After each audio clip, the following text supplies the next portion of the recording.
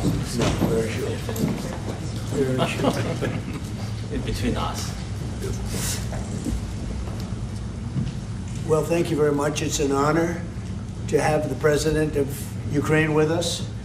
We've had a lot of good discussions, a lot of good talks, and I think progress is being made, very, very substantial progress in many ways. We had a good meeting, as you know, just a short while ago with the President of Russia, and I think there's a possibility that something could come out of it, and today's meeting is very important. We have, I guess, the seven very powerful leaders from Europe, and we're going to be meeting with them right after this meeting, and thank you very much for being here. Thank you so much, Mr. President. If I can, first of all, thank Please. you for invitation, and thank you very much for your efforts, personal efforts to stop killings and stop this war. Thank you. And using this opportunity, many thanks to your wife, First Lady of the United States. She sent a letter to Putin about our children, abducted children, and my wife, she, First Lady of Ukraine, she gave the letter. It's not to you, to your wife. Oh, I want it. Yeah. So we are saying this sensitive topic, yes, please. And thanks to our partners, and that you supported this format, that after our meeting we can have leaders who are around us, UK, France, Germany, Italy, Finland, EU, NATO, I mean all partners around Ukraine supporting us. Thanks to them, and thank you very much for invitation. Thank you very much for being here. President Trump. Do you think it's fair? Yes, Peter, go ahead. Thank you, President Trump. So, President Zelensky, you say in a post on X today, Russia must end this war, which it itself started. President Trump, you say President Zelensky of Ukraine can end the war with Russia almost immediately if he wants to. Which is it? No, I think that's true. I think we're going to have a meeting. I think if everything works out well today, we'll have a trilat. And I think there will be a reasonable chance of ending the war when we do that. And is this the end of the road for American support for Ukraine? Is today's meeting deal or no deal? I can never say that. It's never the end of the road. People are being killed, and we want to stop that. So I would not say it's the end of the road. No, I think we have a good chance of doing it. It's been almost 4 years now that a lot of people were killed last week. A lot of people last week. I mean, millions of people killed, but a lot of people last week for whatever reason. A big number, a lot of soldiers, on both sides. And I know the president, I know myself, and I believe Vladimir Putin wants to see it ended. And as you met with Putin on Friday, today you've got President Zelensky here. As you listen to Russia and Ukraine, which side has the better cards? Well, I don't want to say that. I'm just here to be, look, this isn't my war. This is Joe Biden's war. He's the one that had a lot to do with this happening, and we want to get it ended. And we want it to end good for everybody. We want it to end good. The people of Ukraine have suffered incredibly. And to that point, President Zelensky, are you prepared to keep sending Ukrainian troops to their deaths for another couple years, or are you going to agree to redraw the maps? Thank you for your question. So, first of all, we live under each day attacks. That today have been a lot of attacks and a lot of wounded people, and the child was dead, small one year and a half. So we need to stop this war, to stop Russia, and we need support, American and European partners. And we will do our best for this. So, and I think we show that we are strong people, and we supported the idea of the United States, of personally of President Trump, to stop this war, to make a diplomatic way of finishing this war. And we are ready for trilateral, as President said. This is a good signal about trilateral. I think this is very good. Thank you. Mr. President,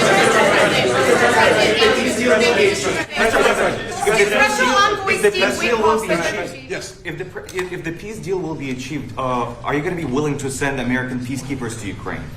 Well, we're going to work with Ukraine. We're going to work with everybody, and we're going to make sure that if there's peace, the peace is going to stay long-term. This is very long-term. We're not talking about a 2-year peace and then we end up in this mess again.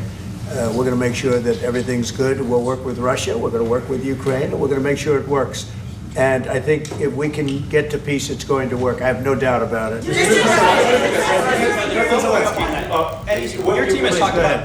team has talked about security guarantees. Could that involve U.S. troops? Would you roll that out in the future? We'll let you know that maybe later today. We're meeting with 7 great leaders of great countries also, and we'll be talking about that. They'll all be involved, but there'll be a lot of help. When it comes to security, there's going to be a lot of help. It's going to be good. They are first line of defense because they're there. They're Europe. But we're going to help them out also. We'll be involved. Mr. President, Vladimir Putin mentioned that the war will not end without addressing the root causes of this war. Have you had an understanding what are the root causes of this war? Well, look, the war is going to end. When it ends, I can't tell you, but the war is going to end, and this gentleman wants it to end, and Vladimir Putin wants it to end. I think the whole world is tired of it, and we're going to get it ended. It was, I've done 6 wars. I've ended 6 wars, and I thought this maybe would be the easiest one, and it's not the easiest one. It's a tough one. A lot of reasons for it, and they'll be talking about it for a long time. But they'll be talking about the others. Look, India, Pakistan. We're talking about the big places. When you look at, you just take a look at some of these wars. You go to Africa and take a look at that. Rwanda and the Congo, Republic of the Congo. That's been going on for 31 years. And so we've done a total of 6, and we really have 6, not including the fact that we obliterated, and it turned out to be a total obliteration, the nuclear, as you said, the future nuclear capability of Iran. And this one, I think we're going to get solved also. I feel confident we're going to get it solved. Like guarantees or special envoy put forward. Thank you, Mr. President. Can you tell us about your conversations with European leaders and what they need to see to support an end to the war? Yeah, well, we're going to be meeting with a great representative group and 7 very powerful, very big countries and great people, all friends of mine and friends of yours. And we're going to have some suggestions made. They want to see peace. They would like to see peace. President, when did Russia, you said last In night the red, in the red. President Trump, do you think it's fair to, for Ukraine and for Russia to achieve a lasting and durable peace if Ukraine cedes its territories that Russia hasn't yet conquered? Do you think it's a fair peace for Ukraine? We're going to have a lasting peace. Just to answer the first part of your question, we're going to have a lasting peace. I hope it's going to be immediately. I hope it doesn't have to go on. And I think people of the whole world is going to be very happy when that's announced. Just a Mr. President, you posted on social media, Mr. President, a very touching letter from the First Lady. And the letter was hand-delivered to President Putin. And it calls for an end to the war, essentially, because of the children and the children's future. Why did the First Lady feel that letter was necessary? Was it because she believes that Mr. Putin is the aggressor in the war? Is a similar letter being hand-delivered to President Zelensky? So the First Lady felt very strongly. She's watched the same thing that you watch and that I watch. I see things that you don't get to see, and it's horrible. But when she's got a great love of children, she has a wonderful son that she loves, probably more than anybody, including me. I hate to say it, but she loves her son. She loves children, and she hates to see something like this happening. And that goes for other wars too. I mean, she sees the heartbreak, the parents, the funerals that you see on television. Always funerals. We want to see something other than funerals. No, she felt. It was a beautiful letter. It was very well received by him. And she did ask me to say, she would love to see this end. She would love to see it end. And she says it very openly, very proudly, and with great sorrow because so many people have been killed. Mr. President, last week, Brian, go ahead, Brian. Yes, sir. I've got a question for each of you. Yes. First of all, Mr. President Zelensky, you look fabulous in that suit. I said the same thing. Yeah, you look good. I said the same thing. Yeah, looks good on I you. said to the one that attacked you last time. See, now he's I remember that. I apologize to you. You look wonderful. No, my first question for you, President But you Zelensky. are in the same suit. You see, I changed. You are. Maybe yours is much better than mine. Real quickly, upon peace, God willing we get peace, are you open to holding an election in your country? Yes, of course. We are open for election, yes. We have to do safety circumstances. And a little bit, we need to work in the parliament, because during the war you can't have elections, but we can do security. We need, maybe, how to say, we need a truth, yes, everywhere, in the battlefield, in the sky, in the sea, yeah, to make possible for people to do democratic, open, legal elections. So you say we're ready. during the war, you can't have elections. So let me just say 3.5 years from now, so you mean if we happen to be in a war with somebody, no more elections? Oh, that's good. I wonder what the fake You like news this is. idea? Yeah. No, this is- No. Speaking of news, I got a question for you. This sounds insane for me even to ask this. But do you think the American media really doesn't even want a peace deal? Because they've seen they've been so critical of you every step of the way as you lead the charge for peace. It's an amazing phenomenon. I said that if in the settlement you got Moscow, St. Petersburg, and thousands of miles around them, they would say, I made a bad deal. The level of hatred and animosity is incredible. Not with all. I mean, we have great people up here. We also have terrible people up there that I think are told what to say.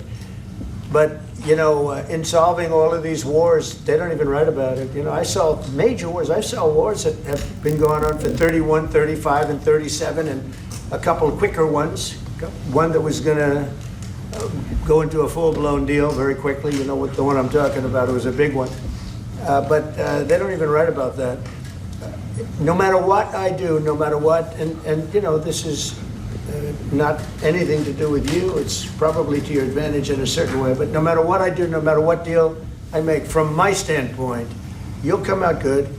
Maybe President Putin will come out good. But they'll say, Trump was absolutely horrible. It's just that, and I've lived with that for a long time. I've lived with it since just before the first election. I used to get great publicity. Now I get the worst publicity anyone's ever gotten in office, but I won in a landslide, so that people understand. They're the only ones that count, ultimately. But I've also had great reporters. I've had journalists that are very good. But it's very sad when you do the right thing. As an example, they said, because of the fact that Vladimir Putin came to American soil, this was a tremendous defeat for Donald Trump. No, it was really wonderful that he did it. It was a hard thing for him to do, to be honest with you. It was the opposite of what they said, but they said it. Now, if he didn't come, they'd say that was also bad for Trump. You know, there's no way. And there's just a great dishonesty of the press, and I think that's why it's lost its credibility. You know, its credibility is at an all-time low. We have a thing going on right now in D.C. We went from the most unsafe place anywhere to a place that now people, friends are calling me up, Democrats are calling me up, and they're saying, sir, I want to thank you. My wife and I went out to dinner last night for the first time in 4 years, and Washington, D.C. is safe, and you did that in 4 days.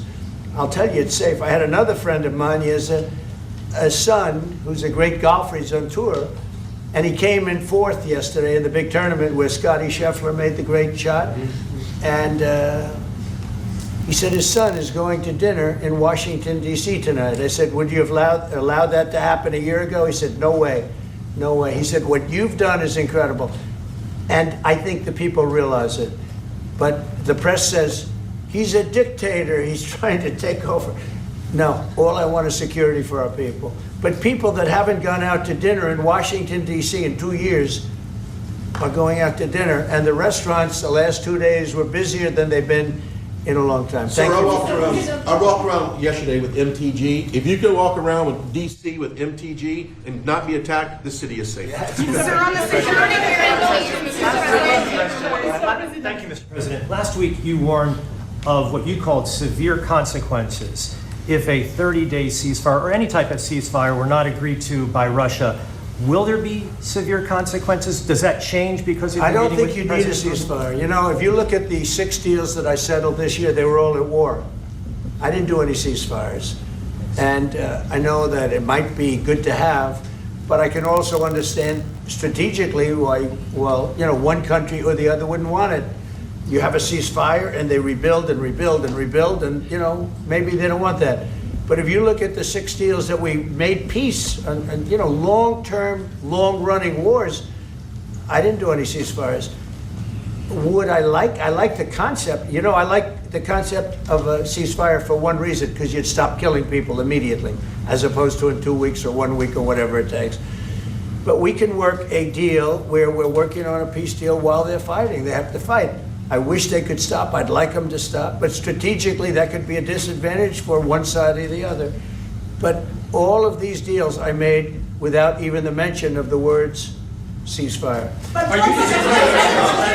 President Zelensky, are Can you disappointed that there's no explain the ceasefire? decision to offer Ukraine Article 5-like security guarantees, but stop short of pushing for their full membership? Yeah, well, we haven't done anything on that yet.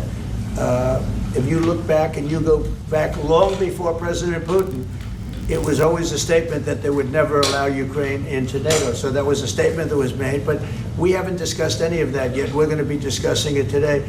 But we will give them very good protection, very good security. That's part of it. And the people that are waiting for us, they are, I think they're very like-minded. They want to help out also. Thank you, President. Thank you, President Trump. Are you disappointed there's no The United ceasefire, Mr. States, President? the United States has already given hundreds of billions of dollars to this war effort in Ukraine. At best, it is a stalemate, and the killing continues.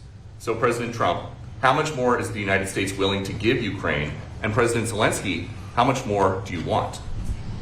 Well, I'll start off just by saying we're not giving anything now. We're selling weapons. This is something before, I guess the number is well over $300 billion. That was under Joe Biden, a corrupt politician, not a smart man, never was. By the way, go back 40 years, he was not a smart man 40 years ago either, but now he's in particular bad. This was done by a corrupt administration that shouldn't have been in, and frankly, if the right results of the election were given, if I were president, this war would have never taken place, and he would have been very happy, because he would have liked to have seen. I mean, they went through hell. He went through hell. This war would have never happened, and the people that were killed, a couple of million people, a lot of people with soldiers and everything else, and the people that have been displaced and forced into other areas and other countries because of what's happened, none of that would have happened. And I'm just saying that he was a horrible president, whether it was the borders or this. He was just a horrible, corrupt president. Thank you so much. So first of all, we have possibility now to buy weapon from the United States. We are thankful for this program and this opportunity. We are thankful for Europe. They pay for this.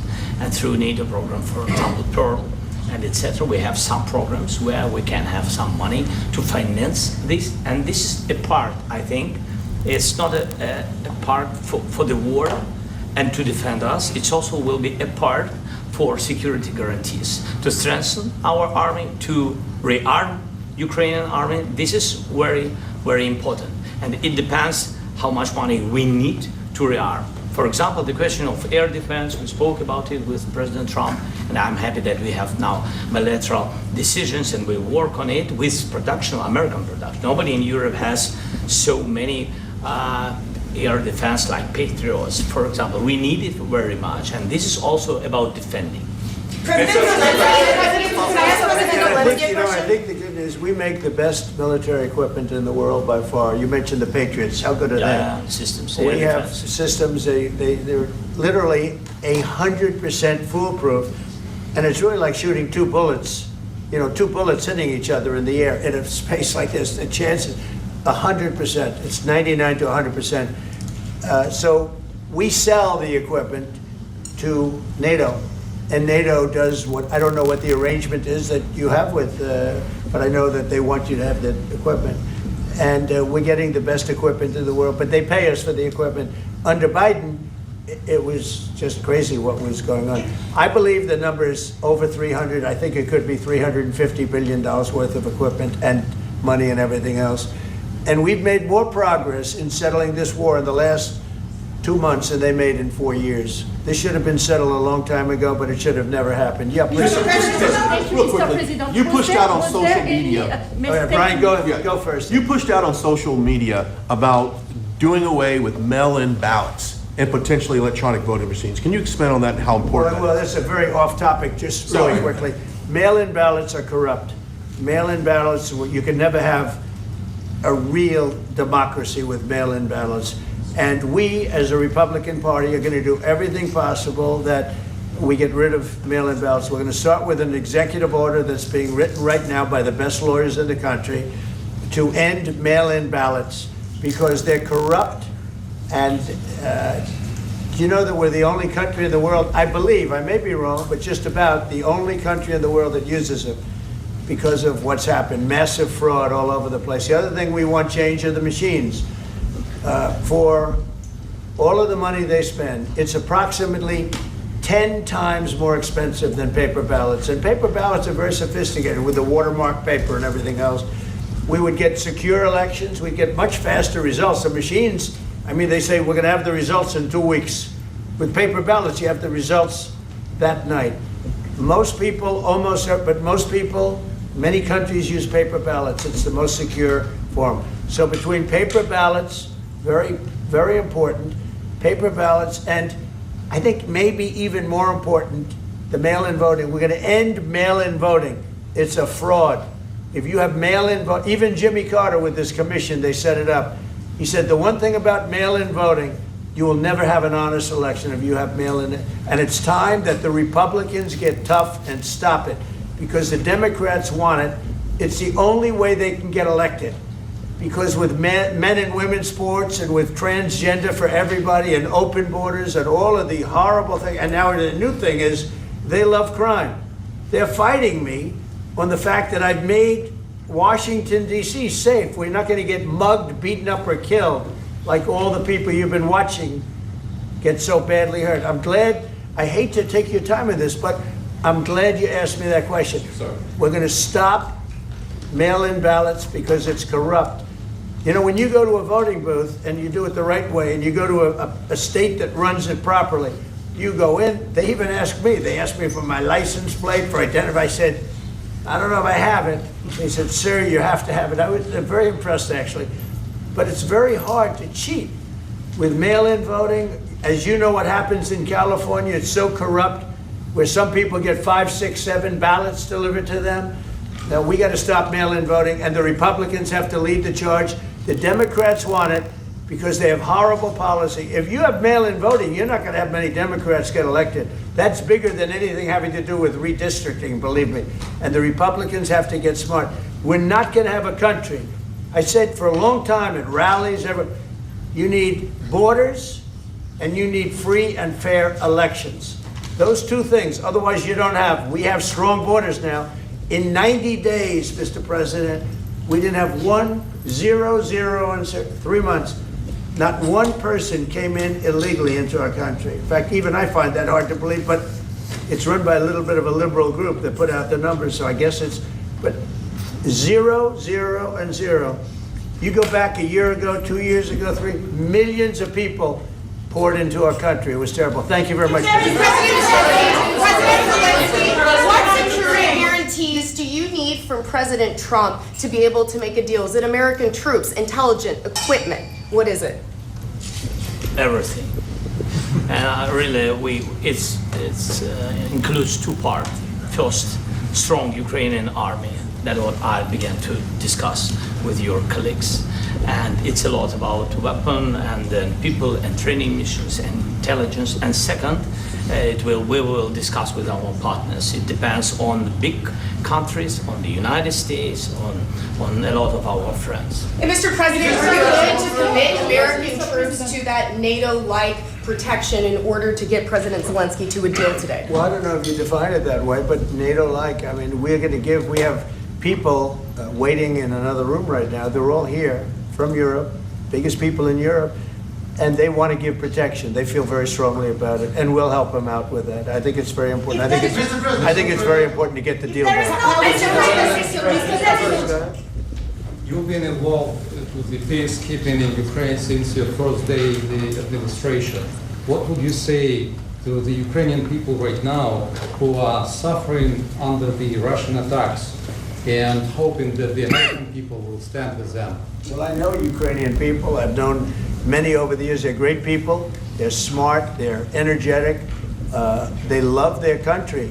I mean, they love their country, and we want to get this war ended. That's all I can do. I love the Ukrainian people, but I love all people. I love the Russian people. I love them all. I want to get the war stopped. Very important. Mr. President, was there any aspect of your discussion with Vladimir Putin that left you disappointed?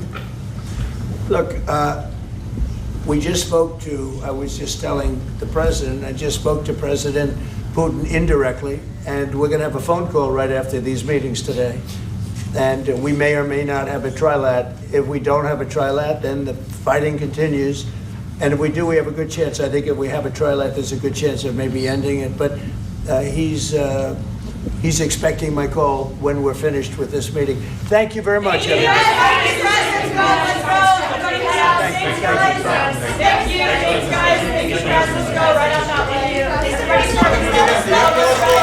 Let's go, guys. Thank you, press. Let's go. Move. Come on, guys. Let's go. Thank you, guys. Thank you, press. Thank you. Keep moving. Thank you, guys. Keep moving quickly. Let's go. Thanks, guys. Keep going.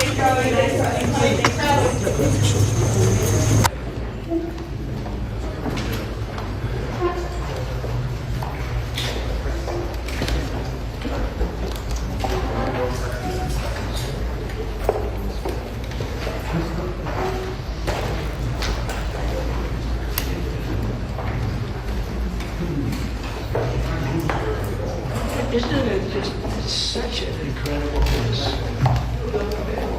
Well, we're building a big right here. It would be right through that. Right through here. It's going to be, I'll tell you, it's going to be fantastic, actually. You can let them come in.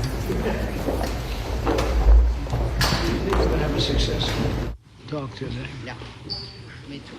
Please, come on in. Do you guys want to take some questions or anything? You feel ready? Huh? See. Hi, Mark. Yeah, good.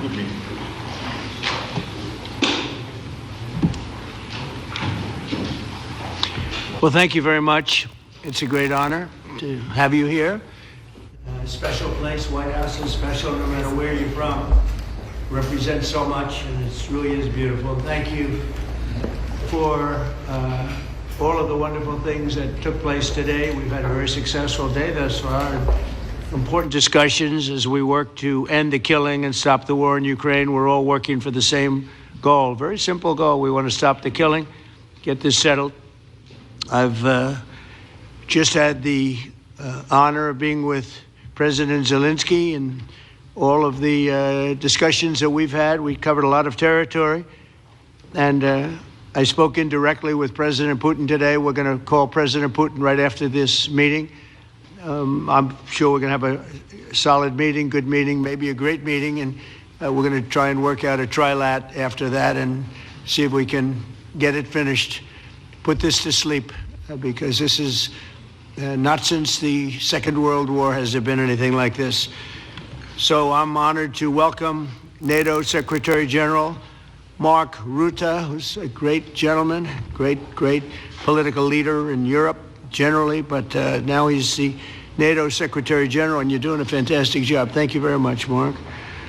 Prime Minister Starmer of the United Kingdom, our friend and my friend, and doing really well, and people like him a lot. We all like him. Everyone knows President Macron of France, who's been with me from the beginning, one of the first people I met as a foreign dignitary, and I liked him from day one. And I like him even more now. That's pretty good. That's unusual. That's a pretty unusual thing. Prime Minister Meloni of Italy, who's a really a great leader and an inspiration over there. She's served now, even though she's a very young person, she's served there for a long period of time relative to others. They don't last very long. You've lasted a long time. You're going to be there a long time. Chancellor Merz of Germany, who is a very strong person and a very strong leader and very highly respected in Germany. And he's my friend, and it's an honor to have him as my friend. Thank you very much. Very good. You look great with your tan. Where did you get that tan? I want to get a tan like that. That's true. President Stubb of Finland, and he's somebody that, where are we here? Huh? Where? I'm right here. Oh, you look better than I've ever seen you look. But you've done a great job, and we wanted to have you here because you're somebody that we all respect. And you've had a lot to do with the success, I think, and the potential success. And thank you very much for being here. We appreciate it. And the President of the European Commission, Ursula von der Leyen, who is somebody that we just made a big deal with all of those countries. I don't know. I think you might be more powerful than all these guys at this table. I don't know. But we had a great negotiation, and you're respected all over the world. So I want to thank you very much for being here. It's a great honor to have you. The Alaska Summit reinforced my belief that while difficult, peace is within reach, and I believe that in a very significant step, President Putin agreed that Russia would accept security guarantees for Ukraine, and this is one of the key points that we need to consider, and we're going to be considering that at the table also, like who will do what. Essentially, I'm optimistic that collectively we can reach an agreement that would deter any future aggression against Ukraine, and I actually think there won't be. I think that's even overrated, largely overrated, but we're going to find out. And I think that the European nations are going to take a lot of the burden. We're going to help them, and we're going to make it very secure. We also need to discuss the possible exchanges of territory, taking into consideration the current line of contact. That means the war zone, the war lines that are pretty obvious, very sad actually to look at them, and negotiating positions. President Putin, also you have President of Ukraine, who is you just met a little while ago, and we're going to try and get a three-party meeting maybe as soon as we can. And I have a feeling you and President Putin are going to work something out. Ultimately, this is a decision that can only be made by President Zelensky and by the people of Ukraine working also together in agreement with President Putin. And I just think that's very good things are going to come of it. So I hope we have a good meeting. And if we can have a good meeting, I'll set up a meeting with President Putin. And if you'd like, I'll go to that meeting. And not that I want to do that, but I will do that because we want to save a lot of people from dying. A lot of people are dying, and we got to save them. Got to save it. 5,000, 6,000, 7,000 people sometimes a week. All of us would obviously prefer an immediate ceasefire while we work on a lasting peace, and maybe something like that could happen. As of this moment, it's not happening, but President Zelensky and President Putin can talk a little bit more about that. You know, in the 6 or so wars that we stopped, we haven't had a ceasefire. And so I don't know that it's necessary. You can do it through the war, but it would be, I like the ceasefire from another standpoint. You immediately stop the killing. But I believe a peace agreement at the end of all of this is something that's very attainable, and it can be done in the near future. With all of the wars that I got involved in, we only have this one left. Of course, as I walk out the door, there'll probably be a new one starting, and I'll get that stopped too. But I thought this was going to be one of the easier ones. It's actually one of the most difficult and very complex. The next step would be for a trilateral meeting, and that will be worked out. And I just look forward to working and having a great result. We're going to spend a lot of time today talking about, and we're really honored you guys came over. I mean, these are the heads of major countries and respected all over Europe. And they speak for, largely, I think I should say, but pretty much for the other countries. of Europe. And we will come to a resolution today, I think, on almost everything, including probably the security. And that's pretty much the story. I'd like to say, Mr. President, would you like to say something? You have the media. If you want, you could come over and you could stand, you could use mine, or you could just turn around, whichever you feel comfortable with. Thank you so much. I can speak without microphone. Thank you so much. I think that we had very good conversation with President. Ukraine depends on the United States and on you and on those leaders who are with us in our hearts. They have been online. And we spoke about very sensitive points. The first one is security guarantees, and we are very happy with President that all the leaders are here, and the security in Ukraine depends on the United States and on you and on those leaders who are with us in our hearts. They have been online before yesterday, and etc. So a lot of countries on the side of Ukraine, our people, and all of us want to finish this war, stop Russia and stop this war. We spoke about it, and we will speak more about security guarantees. This is very important that the United States gives such strong signal and is ready for security guarantees. The second point, or maybe the first, humanitarian direction, very important to exchange all the prisoners, and I think that President will help. And I was very thankful to your wife again, Mr. President, for the letter about our abducted children, and I hope that really it can be a historic role for the people to bring kids back to the families and be happy. And get the people back, yeah. Yes, this is so important, and I'm happy that we discussed it, this track with the President Trump, and I hope that we will find decisions.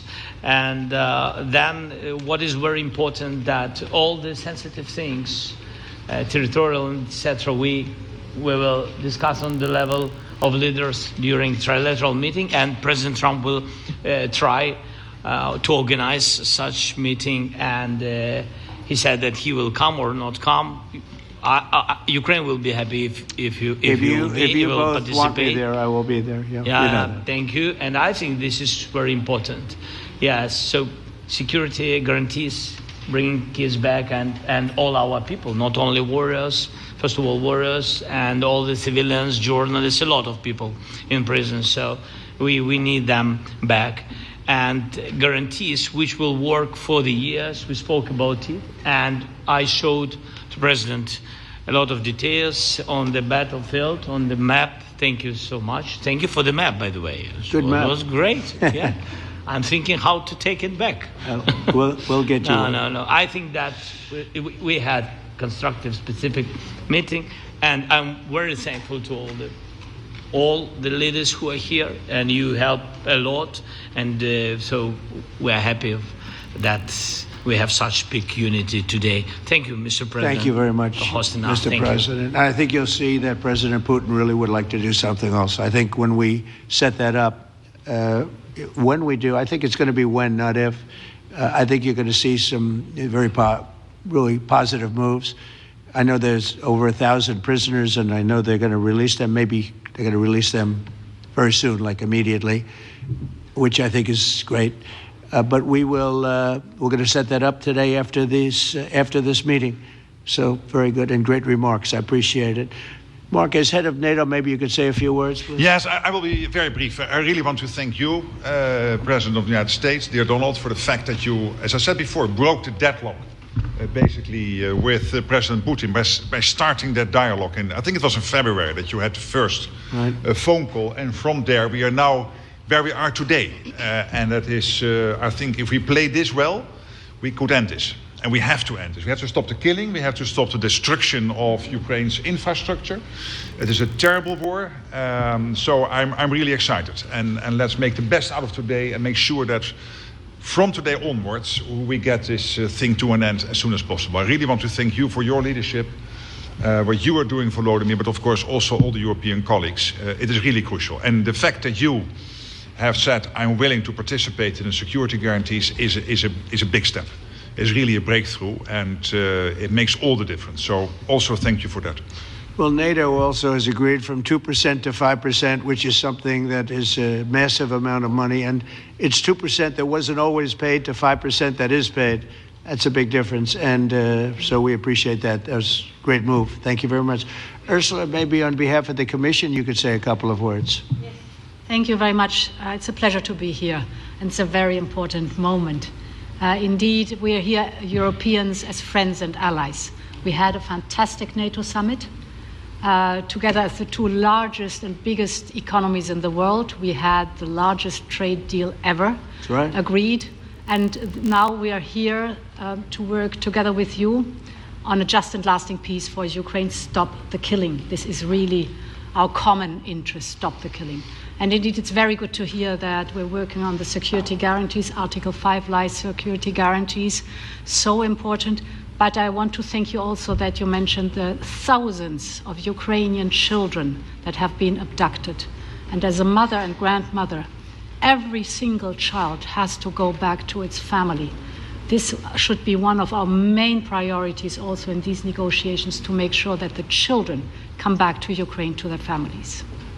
Thank you. And we did. I was just thinking we're here for a different reason, but we just a couple of weeks ago made the largest trade deal in history. So that's a big thing, and congratulations. That's great. Thank you very much, Ursula. Mr. Chancellor from Germany, a very great leader. Mr. President, Please. dear Donald, many thanks for having us today. I think this is extremely helpful that we are meeting and hearing that the two of you are having such a good meeting today here in Washington. The next steps ahead are the more complicated ones now. The path is open. You opened it last Friday. But now the way is open for complicated negotiations.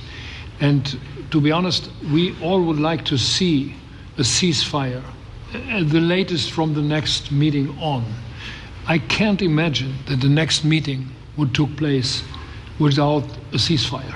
So let's work on that, and let's try to put pressure on Russia, because the credibility of these efforts we are undertaking today are depending on at least a ceasefire from the beginning of the serious negotiations from next step on. So I would like to emphasize this aspect and would like to see a ceasefire from the next meeting, which should be a trilateral meeting wherever it takes place. Well, we're going to let the president go over and talk to the president, and we'll see how that works out, and if we can do that. I will say, and again I say it, in the 6 wars that I've settled, I haven't had a ceasefire. We just got into negotiations, and one of the wars was, as you know, in the Congo was 31 years long. Another one that we settled last week with 2 great countries was 35 years going on, and we had no ceasefire. So if we can do the ceasefire, great. And if we don't do a ceasefire, because many other points were given to us, many points were given to us, great points. Please, Georgia, go ahead. Well, thank you very much, Donald, Mr. President, for hosting us today in this important meeting. And I think it is an important day, a new phase, after 3.5 years that we didn't see any kind of sign from the Russian side that there was a willing for dialogue. So something is changing, something has changed, thanks to you. Thanks also to the stalling in the battlefield, which was achieved with the bravery of Ukrainians and with the unity that we all provided to Ukraine. And the reason why I mention it is that we also have to remind that if we want to reach peace and if we want to guarantee justice, we have to do it united. So that's why it's a very good day, the one we are in. You can obviously count on Italy as it was from the beginning. We are on the side of Ukraine, and we do absolutely support your efforts towards peace. We will talk about many important topics. The first one is security guarantees, how to be sure that it won't happen again, which is the precondition of every kind of peace. I'm happy that we will discuss about that. I'm happy that we will begin from a proposal, which is the let's say, Article 5 model, which was Italian at the beginning. So we are always ready to bring our proposals for peace, for dialogue. It's something we have to build together to guarantee peace and to defend the security of our nation. So thank you, Mr. President, for hosting us. Thank you very much. Emmanuel? Thank you, Mr. President, for organizing this meeting and for your commitment.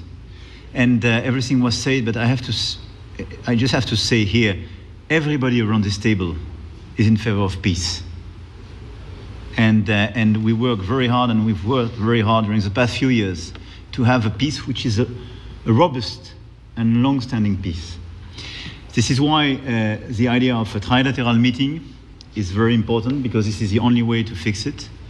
And by the way, I think as a follow-up, we would need probably a quadrilateral meeting, because when we speak about security guarantees, we speak about the whole security of the European continent. And this is why we are all united here with Ukraine on this matter. In order to organize such a trilateral meeting, your idea to ask for a truce or a ceasefire, at least to stop the killings, as we discussed, is a necessity.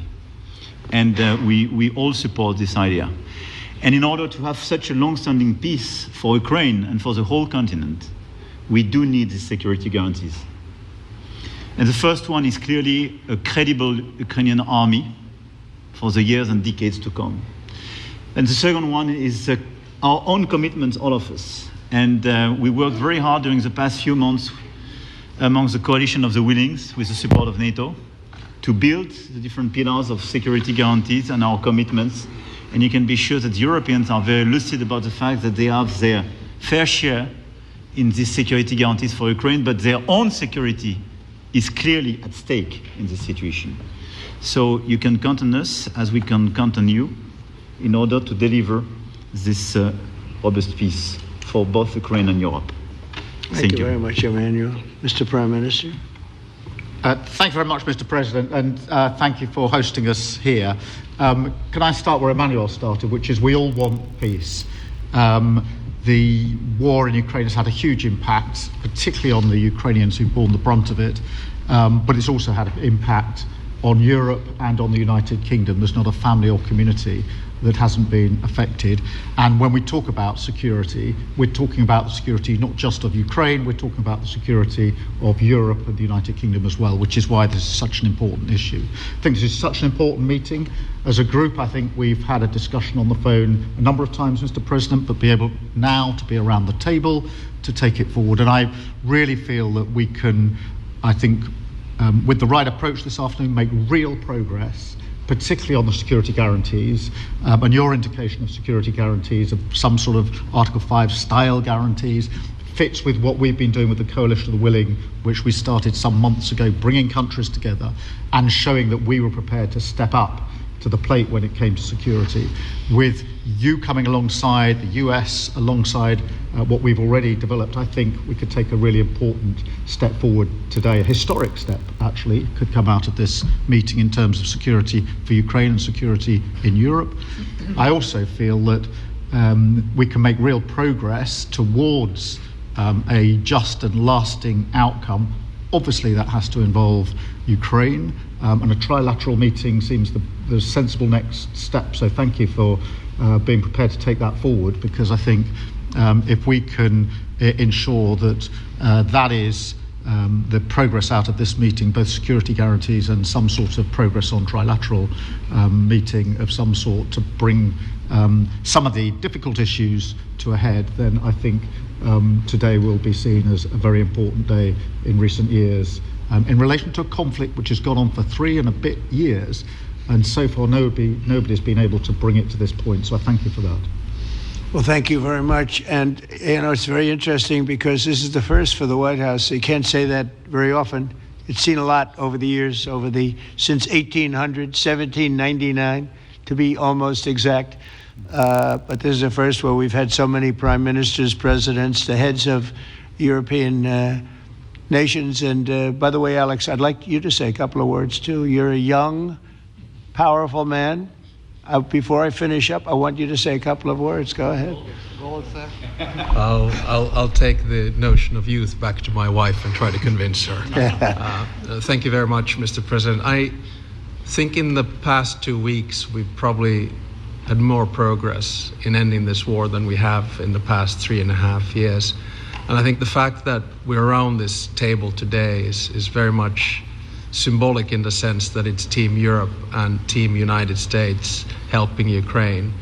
And the progress that we're looking out of this meeting is about the security guarantees, which are a big part of this. And then, of course, moving towards a process with a trilateral meeting with you and President Putin and President Zelensky.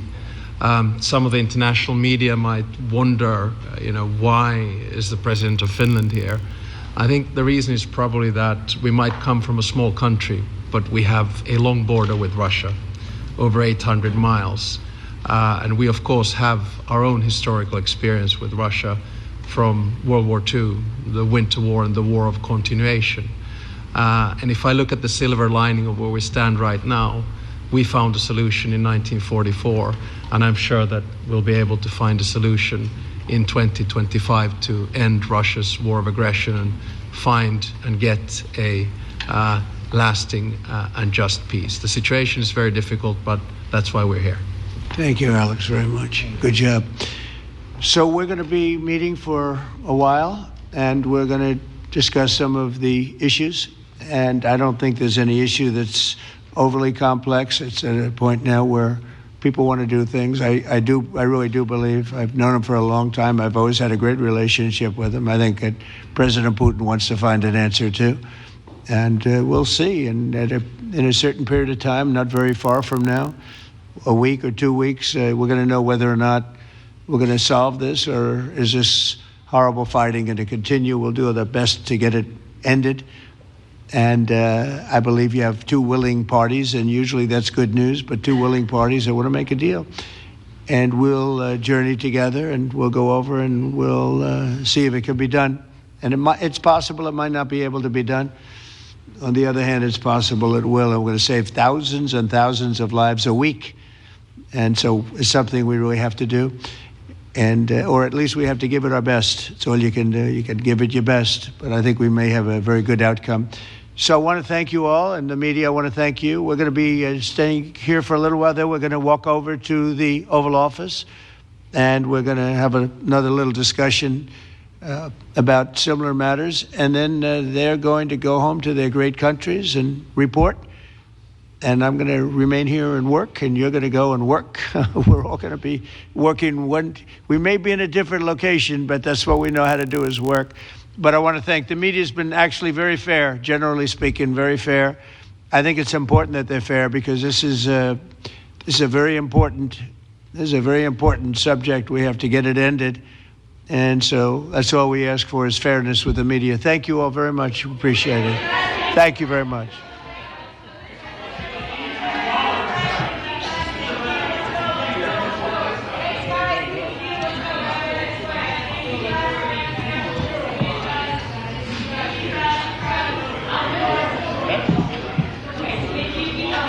Thank you for being so fair. Thank you, Donald. All the time. But he loves it. He loves it. For he does it always. I never want to speak with my friends. He's a very good player, golfer, you know.